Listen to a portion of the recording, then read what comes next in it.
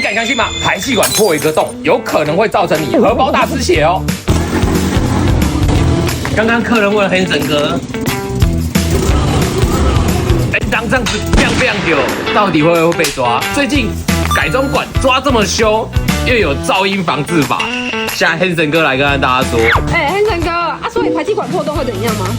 第一个，排气管破洞会造成排气验不过啊。那第二个，根据现在的噪音防治法，可能会被开罚1800到3600元不等。所以这件事情重不重要？跟机务官威当然是很重要啦。有任何的机车小问题，赶快找黑神哥，机车健检找黑神，我在万华等你来。